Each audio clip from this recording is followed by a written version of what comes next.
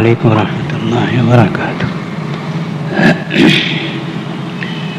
الحمد لله نحمده ونستعينه ونستغفره ونؤمن به ونتوكل عليه ونعوذ بالله من شرور أنفسنا ومن سيئات أعمالنا من يهده الله فلا مضل له ومن يضلله فلا هادي له ونشهد أن لا إله إلا الله وحده لا شريك له ونشهد أن سيدنا ونبينا ومولانا محمدا عبده ورسوله.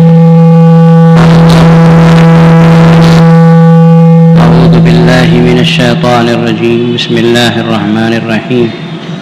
شهر رمضان الذي أنزل فيه القرآن هدى للناس وبينات من الهدى والفرقان فمن شهد منكم الشهر فليصم. صدق الله مولانا العظيم. محترم حاضرین،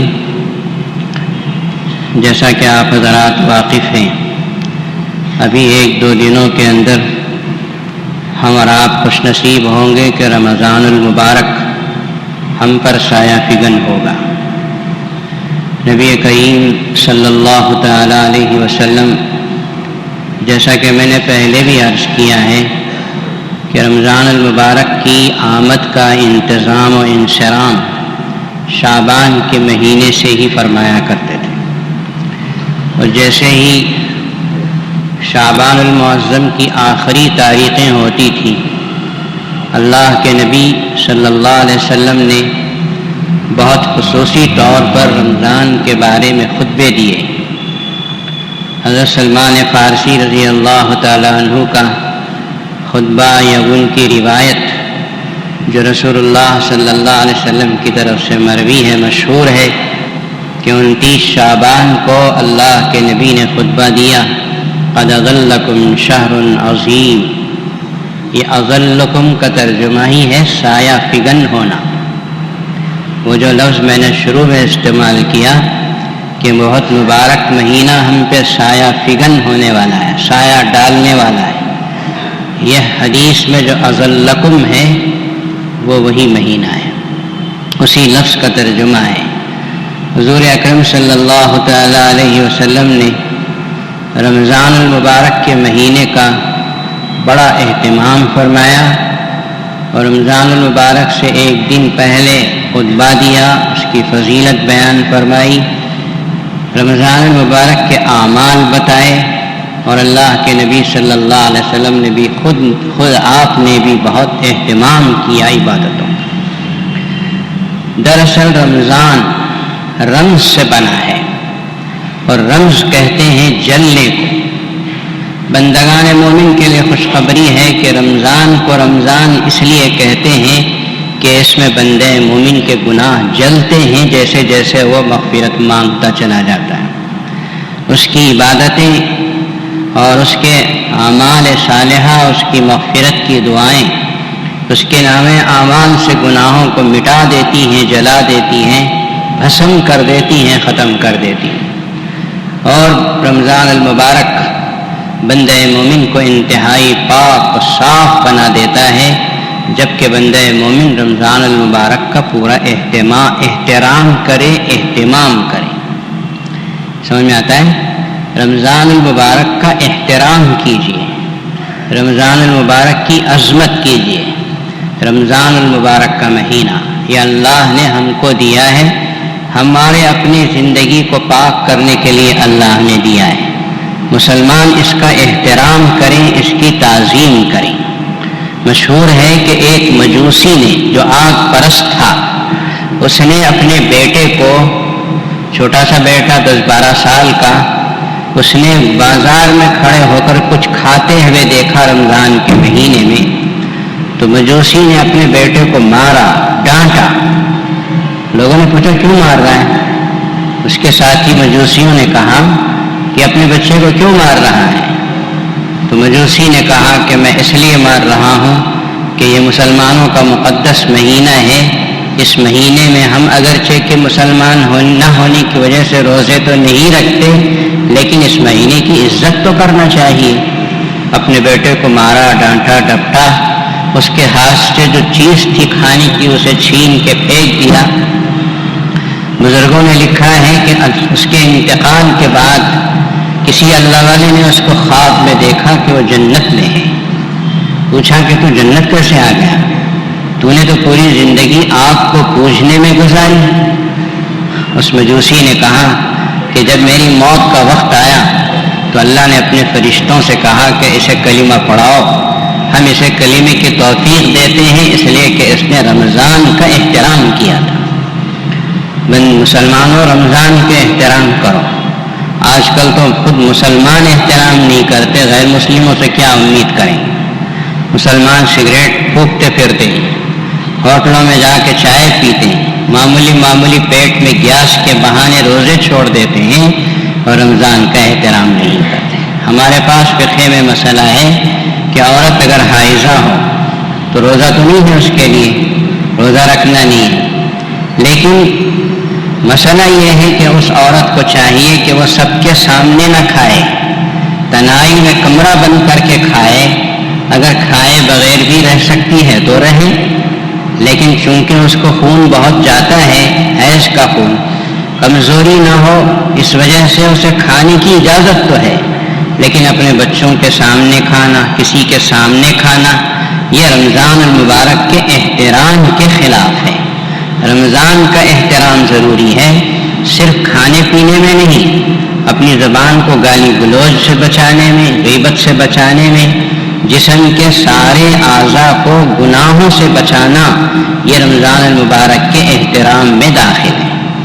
اسی لیے آپ علیہ الصلاۃ والسلام نے ایک حدیث میں ارشاد فرمایا، من فرح بدخول رمضان حرم اللہ علیہ النیران، جو مسلمان رمضان مبارک کی آمد پر خوش ہوتا ہے کہ رمضان کا مہینہ آ گیا، وہ مہینہ آ گیا جس کی تعریف قرآن میں، وہ مہینہ آ گیا جس میں قرآن اترا، وہ مہینہ آ گیا جس کے آمد پر اللہ کے رسول خوش ہوا کرتے تھے، مسلمان خوش ہوتا ہے تو اللہ اس مسلمان پہ جہنم کی آگ حرام کر دیتے ہیں۔ ظاہر ہے کہ خوش وہ ہوتا ہے جو رمضان مبارک کو استعمال کرنے والا، رمضان مبارک میں اعمال صالحہ کا اہتمام کرنے والا، اور جو احترام و اہتمام کرتا وہ ضرور پا لیتا ہے اللہ تعالیٰ کے دربار سے۔ ایک اور حدیث میں نبی کریم صلی اللہ علیہ وسلم ارشاد فرماتے ہیں کہ رمضان سال کا دل ہے، رمضان پورے سال کا دل ہے۔ اور دوسری حدیث کو ملا لیجیے، ایک اور حدیث میں آپ نے فرمایا کہ انسان کے سینے میں ایک گوشت کا ٹکڑا ہے، اگر وہ درست ہو تو سارا جسم درست، اور اگر وہ غلط ہو تو سارا جسم غلط ہو جاتا ہے۔ تو انسان کے سینے میں دھڑکنے والا دل صحت مند ہے تو سارا جسم صحت مند، اور اگر یہ خراب ہو جاتا ہے تو سارا جسم خراب ہو جاتا ہے، آدمی بیمار اور مریض ہو جاتا ہے۔ اسی طرح رمضان سال کا دل ہے، اسے اچھا گزارو سارا سال اچھا رہے گا، اسے اگر برا کرو گے، روزے نہیں، نمازیں نہیں، تلاوتیں نہیں، کھاتے پیتے ہوئے غلط انسانوں کی طرح زندگی گزارو گے تو نوٹ کر کے رکھو کہ تمہارا پورا سال بھی اسی طرح خراب ہی خراب گزرے۔ حضرت مجدد الفسانی رحمۃ اللہ علیہ ہندوستان کے بڑے بڑے بزرگوں میں سے ایک ہیں، ان کے دو قول میں نقل کر رہا ہوں۔ ایک میں انہوں نے ارشاد فرمایا کہ رمضان المبارک، اس کی رحمتیں اور برکتیں ایک سمندر کے مانند ہیں، اور پورے 11 مہینوں کی رحمتیں اور برکتیں اس کے سامنے قطرے کی حیثیت رکھتی ہیں۔ اندازہ لگاؤ 11 مہینے کے کتنے ایام ہیں، اور رمضان المبارک کا مہینہ 30 دنوں والا، 30 دنوں میں اتنی رحمتیں اور برکتیں ہیں کہ سمندر سے اس کو تشبیہ دی۔ اور باقی مہینوں کی جو رحمتیں اور برکتیں ہیں، حالانکہ اس میں بھی جمعہ کا دن ہے، شب جمعہ آتا ہے، شب برات آتی ہے، اور بہت سی چیزیں، اس کے باوجود آپ علیہ الصلاۃ والسلام کی اس حدیث کی شرح میں حضرت مجدد الفسانی رحمۃ اللہ علیہ نے فرمایا کہ پورے 11 مہینوں کی برکتیں رحمتیں ایک قطرے کے مانند ہے سمندر کے ساتھ۔ اسی حدیث رمضان دل ہے، اس حدیث کی شرح میں حضرت مجدد الفسانی رحمۃ اللہ علیہ نے ایک اور عجیب بات کہی. اللہ والوں کی باتیں عجیب ہوتی ہیں، بہت غور سے سمجھیے. حضرت فرماتے ہیں کہ رمضان المبارک کا مہینہ معیار ہے. تمہارا رمضان المبارک جیسا گزرے گا آنے والے اس کے بعد کا پورا سال اسی طرح سے گزرے گا. اگر اچھا جمعیت کے ساتھ دل جما کے عبادت کے ساتھ گزارو گے تو باقی آنے والے پورے 11 مہینے اسی جمعیت اور عبادت کے ساتھ گزریں گے.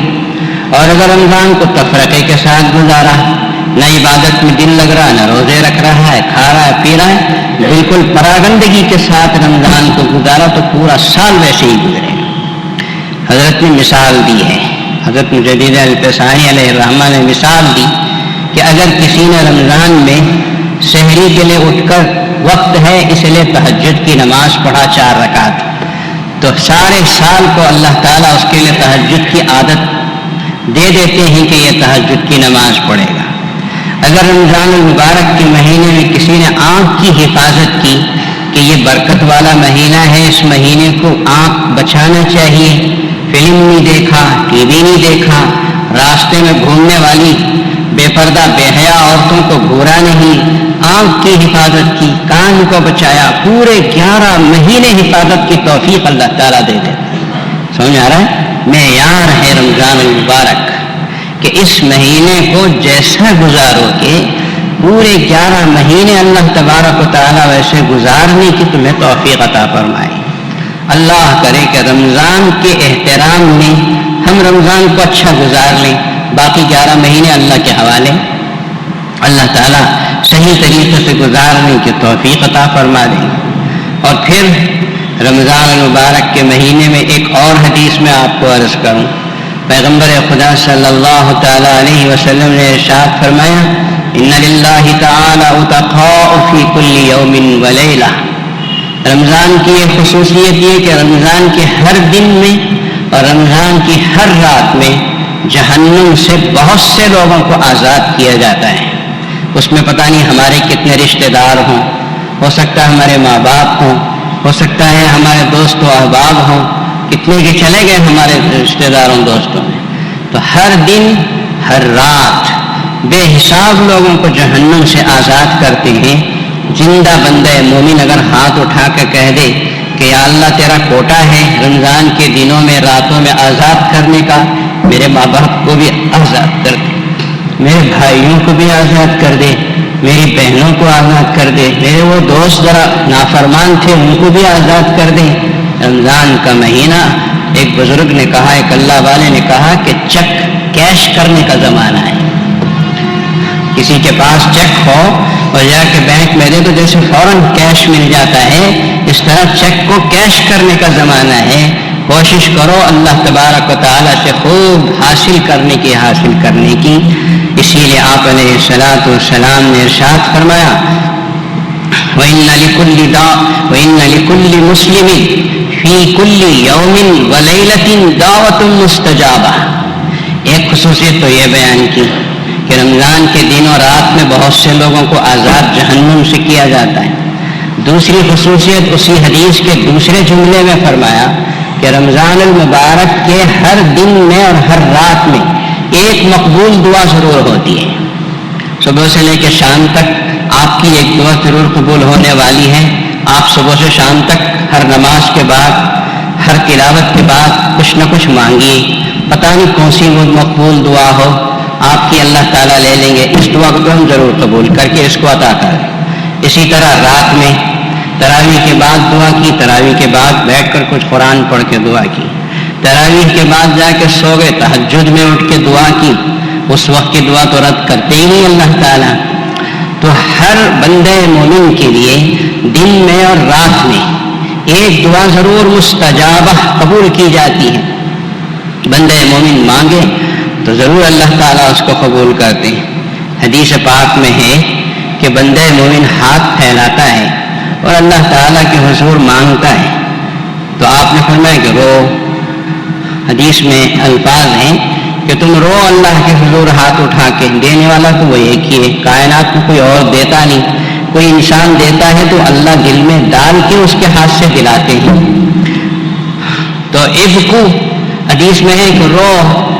اب کوئی آدمی کہتا ہے کہ مجھے رونا ہی نہیں آتا، تو آپ علیہ الصلوۃ والسلام نے ارشاد فرمایا، قربان جائیے اللہ کے رسول پر، فَإِن لَّمْ تَبْكُوا فَتَبَاكُوا، اگر رونا نہیں آتا تو رونے کی صورت بناؤ. رونا نہیں آتا ہے تو رونے کی صورت بناؤ. بڑا ہندوستان کے بڑے شاعر غالب نے بڑی عجیب بات کہی تھی کہ بنا کر فقیروں کا ہم بھیس غالب، فقیر تو نہیں ہے ہم، لیکن بھیس بناتا ہے کوئی آدمی، میں غریب ہوں، میں فقیر ہوں، کسی مالدار کے پاس جا کے مانگتا ہے، مالدار دیکھتا ہے کہ فقیر آدمی مانگتا تو مالدار دے ہی دیتا ہے.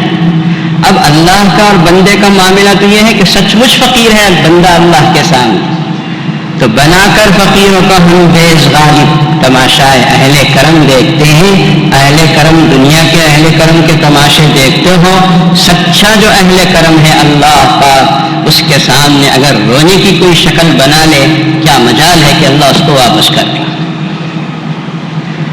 یہ ہو ہی نہیں سکتا کہ اللہ تعالیٰ اس کو خالی ہاتھ لوٹا دے. اسی لیے آپ صلی اللہ علیہ وسلم نے فرمایا کہ ابکو، رو، چھوٹے بچے کی طرح دہاڑے مار کے رو. اگر کسی آدمی کو رونا نہیں ہے تو بعض لوگ ہوتے ہیں ایسے، ہم نے بہت سے لوگوں کو دیکھا ہے کہ رونا نہیں آتا، بڑی سے بڑی مشکل میں بھی رونا نہیں آتا. فَإِن لَّمْ تَبْكُوا فَتَبَاكُوا، رونا نہیں آتا ہے تو رونے کی شکل بناؤ، اللہ کے سامنے منہ بگاڑو، رونے کی شکل بنا کے مانگنے کی کوشش کرو. اللہ تبارک و تعالیٰ ایک دعا کا 10 دعائیں رمضان مبارک کے دن و رات میں قبول فرماتے. مشہور و معروف حدیث ہے، حضور اکرم صلی اللہ تعالیٰ علیہ وسلم نے ایک مرتبہ رمضان مبارک کے مہینے میں 1 یا 2 روزے گزر چکے تھے. آپ علیہ الصلوۃ والسلام نے منبر پہ خطبہ دیا، اتاکم رمضان. آپ علیہ الصلوۃ والسلام نے فرمایا، لوگوں سنو، رمضان کا مہینہ آ گیا. اتاکم رمضان، تم پہ رمضان آ چکا ہے. معلوم ہے کیسا مہینہ ہے؟ شہر برکہ، یہ برکت والا مہینہ ہے. یغشاکم اللہ فیہ، اس مہینے میں اللہ تمہاری طرف متوجہ ہوتے. پہلے مہینے میں تھے نہیں تھے کیا؟ اللہ کی توجہ تو ہر گھڑی ہر آن بندے کی طرف ہے. پھر اس جملے کا مطلب کیا؟ یغشاکم اللہ فیہ، اللہ تمہاری طرف متوجہ ہوتے. یغشاکم، اس کا ترجمہ ہم نے اردو میں کیا متوجہ ہوتے ہیں. حضرت شارع ملا علی قاری رحمۃ اللہ علیہ نے لکھا ہے کہ یغشاکم کا ترجمہ اردو میں صحیح طریقے پہ کسی دوسری زبان میں کر ہی نہیں سکتے، اس لیے کہ یغشاکم غشہ کے معنی آتے کسی چیز کا کسی چیز کو ڈھانپ لینا. اللہ کی رحمت متوجہ ہوتی ہے، یعنی اللہ کی رحمت بندے مومن کو پوری طرح ڈھانپ لیتی ہے. یغشاکم اللہ فی، اللہ تمہاری طرف خصوصی طور پر متوجہ ہوتے، یہ ترجمہ کر سکتے. تو اللہ کی رحمت خصوصی طور پر متوجہ ہوتی ہے. اس کا کیا نتیجہ ہوتا ہے؟ نبی کریم صلی اللہ علیہ وسلم نے آگے ارشاد فرمایا، یغشاکم اللہ فی فینزل الرحمہ، اللہ کی رحمتیں مسلسل تمہارے روزے داروں پر اترتی ہیں. وَيَحُطُّ الْخَطَايَا، اور تمہارے گناہوں کو اللہ تعالیٰ مٹاتے رہتے، مٹانا شروع کر دیتے. وَيَسْتَجِيبُ فِيهِ الدُّعَاء، تیسری خصوصیت بیان فرمائی کہ اس میں تمہاری دعاؤں کو شرف قبولیت عطا کیا جاتا ہے. کوئی دعا بندہ مومن کی رد نہیں کی جاتی. وَيَسْتَجِيبُ فِيهِ الدُّعَاء، اس میں تمہاری دعائیں قبول کی جاتی ہیں. اور آخر حدیث میں رسول اللہ صلی اللہ علیہ وسلم نے ارشاد فرمایا کہ وَيَنْظُرُ اللَّهُ تَعَالَى إِلَىٰ تَنَافُسِكُمْ، اللہ تمہارے تنافس کو دیکھتے ہیں. اللہ تعالیٰ تمہارے تنافس کو دیکھتے ہیں. تنافس کا کیا مطلب ہے یا رسول اللہ صلی اللہ علیہ وسلم؟ صحابہ نے پوچھا، یا رسول اللہ تنافس کا کیا مطلب ہے؟ اللہ کے حبیب صلی اللہ علیہ وسلم نے فرمایا، تنافس کا مطلب ہے نیکیوں میں مقابلہ، نیکیوں میں آگے بڑھنا. روزہ رکھا ہوا ہے، یہ نوجوان کہتا ہے کہ میں نے آج 1 پارہ پڑھا، تو دوسرا نوجوان کہتا ہے کہ میں 2 پارہ پڑھا، تیسرا کہتا ہے کہ میں نے 3 پڑھے، چوتھا پڑھا کہ 4 پڑھا. ایک آدمی سنتا رہا، ان لوگوں نے تو اس طرح کیا، اس نے 5 پارے پڑھنے کی بات کہہ دی. یہ مقابلہ دین کے کام میں، قرآن کی تلاوت کے سلسلے میں۔ رمضان المبارک میں قرآن مجید کی تلاوت بڑی خصوصی عبادت ہے، رمضان کی خاص عبادتوں میں سے ایک عبادت ہے۔ خصوصی طور پر بندگان مومن کو رمضان المبارک میں قرآن مجید کی تلاوت میں بہت زیادہ زور دینا چاہیے۔ اللہ کے نبی صلی اللہ علیہ وسلم نے روزے کو رمضان سے ملا کے بیان فرمایا، یوں فرمایا کہ الصیام والقرآن یشفعان للعبد یوم القیامہ۔ اللہ کے حبیب صلی اللہ علیہ وسلم فرماتے ہیں کہ روزہ اور قرآن یہ دونوں قیامت کے دن بندے مومن کے لیے سفارش کرتے ہیں، اور آگے وہ سفارش کے الفاظ بھی رسول اللہ صلی اللہ علیہ وسلم نے بیان کرا۔ روزہ یوں کہتا ہے کہ اللہ میں نے اس کو کھانے پینے سے روکا، یہ بات بات کو چائے پینے والا، بات بات کو پانی پینے والا، اور بات بات کو بیڑی پھونکنے والا، سگریٹ پھونکنے والا، میں نے اس کو روکے رکھا۔ یہ میری وجہ سے اپنی زبان کو روکا، کھانے پینے کو روکا، اپنی ہر چیز کو برائی سے روکا رہا۔ یا اللہ میری وجہ سے اس نے روکا ہے، میری سفارش قبول کر، تو اس سے خوش ہو جائے، اسے جنت دے۔ اور قرآن پاک اٹھے گا، وہ سفارش کرے گا، اے اللہ میں نے اس کو راتوں کو روکے رکھا سونے سے۔ مراد حدیث کی شرح لکھنے والے بزرگوں نے لکھا ہے کہ اس کے مراد یہ ہے کہ بندہ مومن جو تراویح کی نماز میں کھڑا ہوتا ہے وہ مراد ہے کہ کھانا کھایا، روزہ رکھ کے کھانا کھانے کے بعد پیٹ کو جب پڑتا ہے تو آپ جانتے ہیں کہ سب سے پہلے آدمی تکیہ ڈھونڈتا ہے کہ ذرا پڑ جاؤں، اور جو تکیے پہ سر لگا تو ایسا سویا بہت تیز نیند آتی ہے۔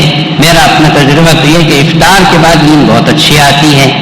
اب بندے مومن کو یاد آتا ہے عشاء کی نماز پڑھنا ہے، تراویح پڑھنا ہے، قرآن حافظ قرآن کی زبان سے قرآن سننی ہے، دھڑا دھڑ اٹھا، وضو کیا، آ کے تراویح کی نماز میں کھڑا ہو، قرآن کہے گا کہ اللہ میں نے اس کو کھڑایا تھا نیند سے، یہ تو روزہ رکھ کے تھک گیا تھا، تو نے روزے کی سفارش قبول کی تو میری بھی سفارش قبول کر کے میری وجہ سے اس میں تراویح میں کھڑا تھا۔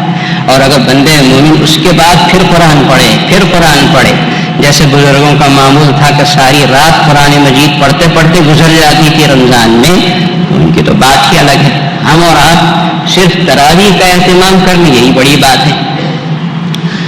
لوگ آتے ہیں تراویح کی نماز میں 8 رکعت 10 رکعت ہو جانے کے بعد آتے ہیں، پھر بڑے خلوص سے فرض نماز پڑھتے ہیں، عشاء کی الگ کھڑے ہو، یہاں تک کہ تراویح کے 2-4 رکعت ہوتے پھر شریک ہو جاتے ہیں۔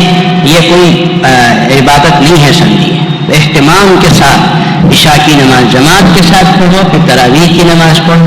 قیامت کے دن قرآن مجید کہے گا یا اللہ میری وجہ سے اس نے اپنی نیند کو چھوڑ کر کھڑا رہا، یا اللہ میری بھی سفارش قبول کر کے تو اس سے راضی ہو جا اور اسے جنت عطا فرما دے۔ اللہ تعالیٰ ان کی دونوں کی سفارش کو رد نہیں فرمائے گا۔ تو میں عرض کر رہا تھا کہ وَيَنْظُرُ اللَّهُ تَعَالَى إِلَىٰ تَنَافُسِكُمْ، اللہ تمہارے تنافس کو دیکھتے ہیں کہ کون عبادتوں میں ایک دوسرے سے آگے بڑھنے کی کوشش کر رہا ہے۔ فَأَرَوْا اللَّهَ مِنْ أَنفُسِكُمْ خَيْرًا، اس لیے رسول اللہ صلی اللہ علیہ وسلم نے اپنے امتیوں کو نصیحت کی کہ میرے امتیوں سنو، اپنے آپ سے خیر بتاؤ، اپنی ذات سے خیر کا کام کر کر کے بتاؤ کہ رمضان المبارک میں کوئی شر کا کام تمہاری طرف سے نہ ہو۔ فَأَرَوْا اللَّهَ مِنْ أَنفُسِكُمْ خَيْرًا، اپنی طرف سے خیر ہی خیر بتاؤ کہ منہ کھول رہا ہے تو اچھی بات کر رہا ہے، چل کے جا رہا ہے تو اچھے کام کے لیے جا رہا ہے، کچھ بھی کر رہا ہو تو اچھے ہی کام کے لیے کر رہا ہے، کوئی غلط کام اس سے نہ ہو رہا ہو۔ یہ مطلب ہے فَأَرَوْا اللَّهَ مِنْ أَنفُسِكُمْ خَيْرًا کا۔ بعض لوگ سمجھتے ہیں کہ عبادت کرنے والا، ایک نکتے کی بات سن کے رکھو، عابد کسے کہتے ہیں؟ عبادت کرنے والا، زاہد، زہد میں جو آدمی مشغول ہو، نمازیں پڑھ رہا ہے، روزے رکھ رہا ہے، کیا بڑی لمبی چوڑی کیا کی عبادتیں کر رہا ہے، یہاں تک کہ سجدے کرتے کرتے پیشانی پہ گھٹے بھی پڑ گئے۔ ہمارے اللہ والے بزرگوں نے لکھا ہے کہ زیادہ عبادت کرنے والے کو عابد نہیں کہتے، بلکہ گناہوں سے بچنے والے کو عابد کہتے۔ اسے لکھو اپنے دل کے اوپر۔ ایک آدمی نمازوں پہ نمازیں پڑھ رہا ہو لیکن گناہوں سے بچ نہیں رہا ہے، جھوٹ بھی بول رہا ہے، غیبت بھی کر رہا ہے، غلط کام بھی کر رہا ہے، فلم بھی دیکھ رہا ہے، سارے برے کام کر رہا ہے اور لمبی چوڑی عبادتیں بھی کر رہا ہے، اسے عابد نہیں کہتے۔ سب سے بڑا عبادت گزار وہ ہے جو اپنے آپ کو گناہوں سے بچاتا ہے۔ بس فرض نماز پڑھ لو کافی ہے تمہارے لیے، فرض روزہ رکھ لو کافی، رات رات پر کھڑا ہونے کی ضرورت نہیں۔ فرض نماز پڑھو، فرض روزہ رکھو، اپنے آپ کو گناہوں سے بچا لو، زبان کے گناہ، کان کے گناہ، آنکھ کے گناہ، پیروں کے گناہ، جتنے گناہ ہیں اس سے بچا لو۔ اس سے بڑا عبادت گزار اور کوئی نہیں۔ فَأَرَوْا اللَّهَ مِنْ أَنفُسِكُمْ خَيْرًا، اس کی شرح میں ہمارے بزرگوں نے، شرح حدیث لکھنے والوں نے یہ لکھا ہے کہ اپنے سے خیر بتاؤ، مطلب یہ کہ اپنے زندگی کے ہر عضو کو گناہ سے بچا لو، یہی سب سے بڑی عبادت ہے۔ تو دوستو رمضان المبارک سامنے ہے، میں نے کچھ رحمتیں، کچھ برکتیں آپ کے سامنے اس مختصر سے وقت میں پیش کی ہیں، ورنہ تو رمضان المبارک کی رحمتیں اور برکتیں بہت زیادہ ہیں۔ ایک بات عرض کر کے ختم کروں، مشہور تابعی علامہ ابن الفضل، تابعی کہتے ہیں صحابہ کے شاگرد، تابعی فرماتے ہیں کہ ہم نے صحابہ کے شاگردوں کو رمضان کے سلسلے میں دیکھا کہ 6 مہینے دعا کرتے تھے کہ یا اللہ رمضان دے دے، رمضان دے دے، رمضان دے۔ اور 6 مہینے کے بعد جب رمضان آ جاتا تو مل گیا، دعا مانگی تو رمضان آ گیا۔ تو رمضان مبارک گزارتے کوئی لمحہ ضائع کیے بغیر عبادتوں میں گزارتے، اور جب رمضان مبارک رخصت ہو جاتا تھا، روتے دھوتے ہم رخصت کر دیتے، تو اس کے بعد 6 مہینے رمضان کی ہوئی عبادتوں کو قبول کرنے یہ دعا کرتے ہوئے گزارتے۔ تو 6 مہینے رمضان کو مانگ رہے ہیں اور 6 مہینے رمضان کی عبادتوں کو قبول کرا رہے ہیں۔ اس طرح حضرات صحابہ اور ان کے شاگردوں کے رمضان گزرتے۔ دوستو رمضان المبارک سامنے ہے، رمضان المبارک آنے سے پہلے تیار ہو جاؤ، اپنے کام کاج کو تھوڑا سا کم کرو، مطلب یہ نہیں کہ بند کرو، تھوڑا سا بند کرنے والے بھی اللہ کے بندے ہیں، آپ تھوڑا سا کم کرو، اپنے نوکروں کے اوپر سختی مت کرو، زیادہ کام مت دو، بلکہ ہمارے حدیثوں کی شرح میں یہ بات موجود ہے کہ آپ کے 2 نوکر ہیں تو دکان میں ایک اور نوکر رکھ لو تاکہ کام بڑھ جائے، اور 2 نوکر کے اوپر جو بوجھ ہے وہ 3 پہ آ جائے، کہ رمضان مبارک کو تکلیف زیادہ نوکروں کو نہیں دینا چاہیے۔ اس طرح خیر کے کام کرو، قرآن مجید کی تلاوت کرو، روزہ فرض ہے روزہ رکھو۔ جس آدمی کو روزہ رکھنے سے مر جانے کی امید ہے بس اس کے لیے روزہ چھوڑنے کی اجازت ہے۔ اس کے علاوہ مجھے سر میں درد آ جاتا ہے، مجھے گیس بڑھ جاتی ہے، مجھے فلاں ہو جاتا ہے، مجھے یہ ہو جاتا ہے، یہ لنگڑے بہانے کر کے روزہ چھوڑ دینا ایمان کی کمزوری کی علامت ہے۔ فرض روزہ رکھنا، تراویح کی نمازوں کا اہتمام کرنا، قرآن مجید کی تلاوت کا اہتمام کرنا، اور پھر حدیث پاک میں 4 چیزیں بیان کی۔ نبی کریم صلی اللہ علیہ وسلم نے ارشاد فرمایا کہ رمضان المبارک میں 4 باتوں کا اہتمام کرو۔ ایک چیز آپ صلی اللہ علیہ وسلم نے فرمایا لا الہ الا اللہ، کثرت سے پڑھو۔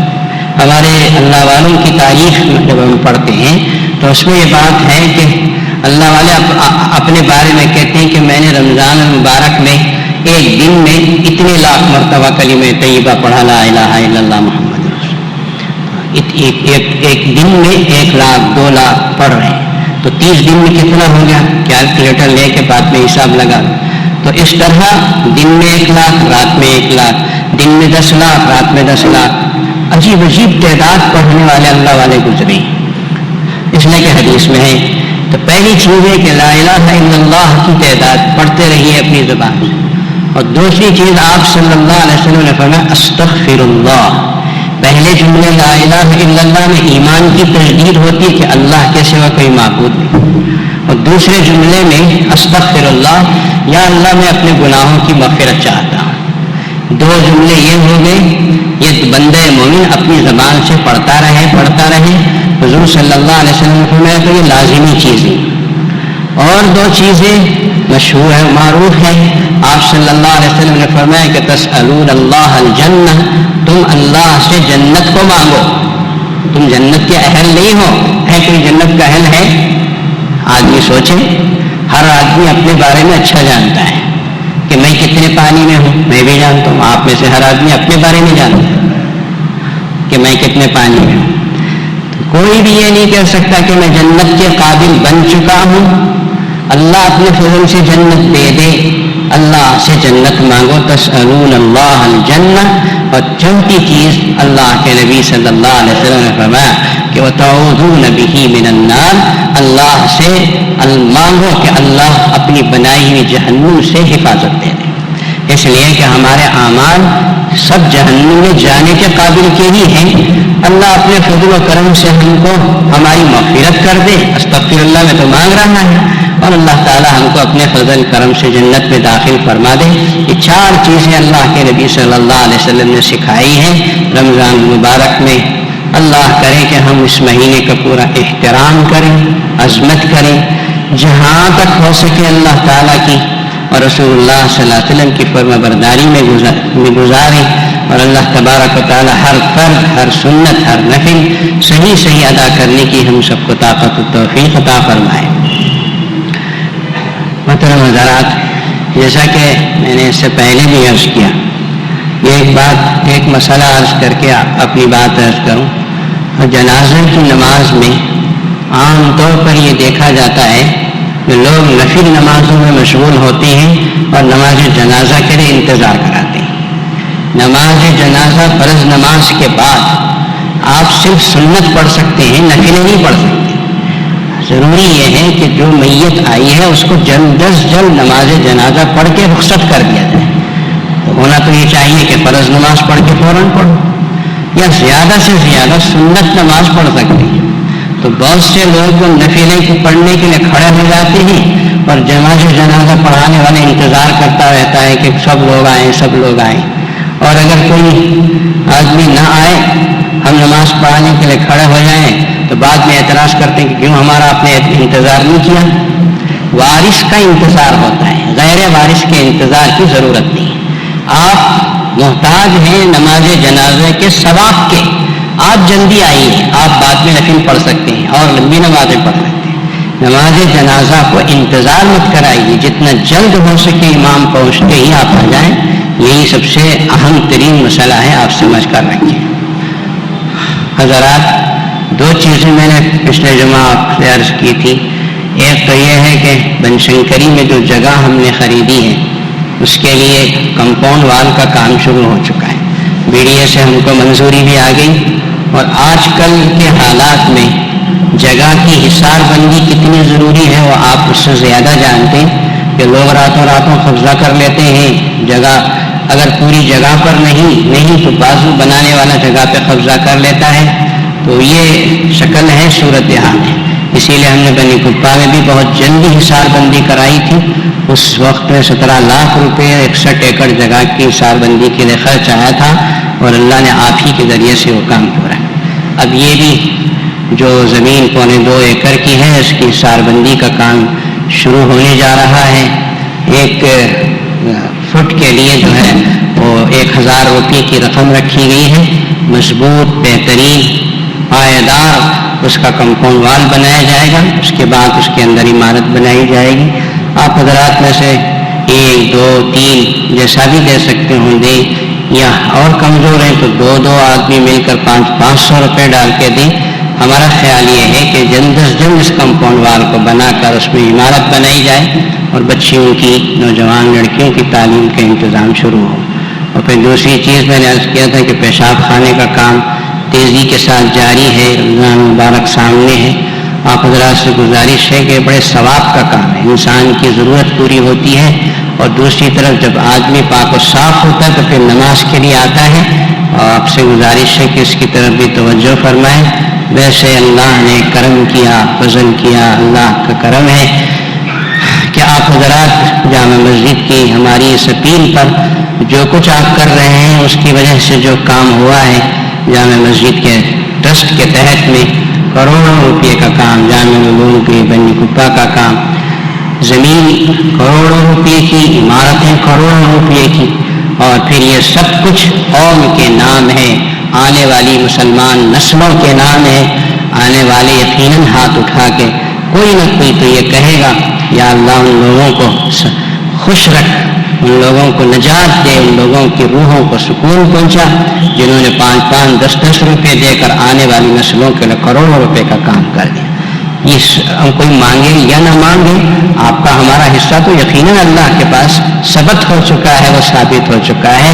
اللہ تعالیٰ سے دعا ہے کہ اللہ تعالیٰ اس میں خلوص عطا فرمائے، للہیت عطا فرمائے، اللہ اس کو قبول فرمائے اور رہتی دنیا تک کے لیے اللہ اس سے نفع پہنچائے اور قیامت کے دن ہمارے اور آپ کے لیے صدقہ جاریہ بنائے، ہماری اولاد و افات کو اسلام و قرآن سے وابستہ فرمائے۔ وآخر دعوانا الحمد للہ۔